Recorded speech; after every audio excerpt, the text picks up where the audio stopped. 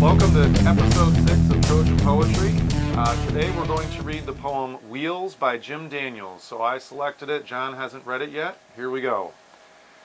My brother kept in a frame on the wall pictures of every motorcycle, car, truck, in his rusted out Impala convertible, wearing his cap and gown, waving, in his yellow Barracuda with a girl leaning into him, waving, on his Honda 350, waving, on his Honda 750 with the boys, holding a beer, waving, in his first rig, wearing a baseball hat, backwards, waving, in his Mercury Montego, getting married, waving, in his black LTD, trying to sell real estate, waving, back to driving trucks, a shiny new rig, waving, on his Harley Sportster, with his wife on the back, waving, his son in a car seat with his own steering wheel, my brother leaning over him in an old Ford pickup, and they're waving, holding a wrench, a rag, a hose, a shammy, waving.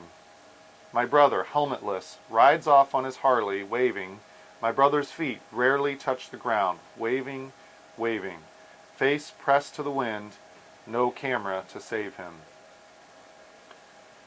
Okay, so I picked this poem. I can tell by John's reaction. He's really into this one.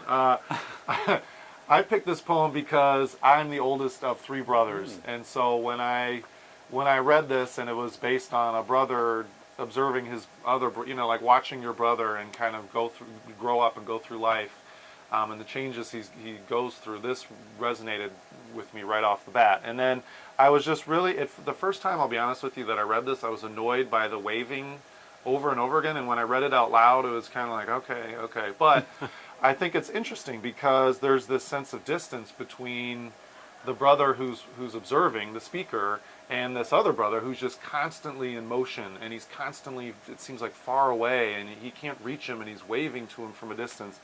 And every time that he's mentioned in the first few stanzas, it seems like he's with other people, but then when you get to the last stanza, he's helmetless, and he's on his own, and he's riding off, still waving, and it's almost this sense of, I don't want to say desperation, but he's by himself, So what happened to this brother's life, and how did he end up at this point? And then also when it says, "Do my brother's feet rarely touch the ground?" Why not? That seems to be central to this guy's motivation. And those last 2 lines, that's why I picked this poem. I thought that was a really cool kicker to this poem. Face pressed to the wind, no camera to save him. So what'd you think, John?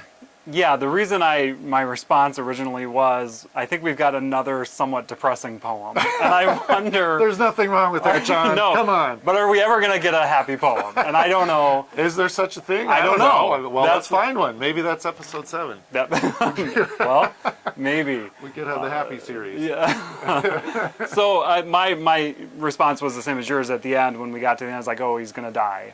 And the waving... Well, I didn't think about that, but all right. Well, you took it to it. Yeah, that is depressing. Yeah, right. All right. Because I thought face pressed to the window, he's going forward, there's no camera to save him, like he's going to get in an accident and he dies. Oh, jeez. Yeah, I guess so. And there's no camera left of him to show him waving. Like all the other... So at first, when he's waving in the pictures, it's like a happy wave. Like, hey, here I am, and look at me. Moving on up. But then when you think about if he dies at the end, then he's waving goodbye in the video, in the previous pictures. Yeah, I guess that's true. The waving kind of changes.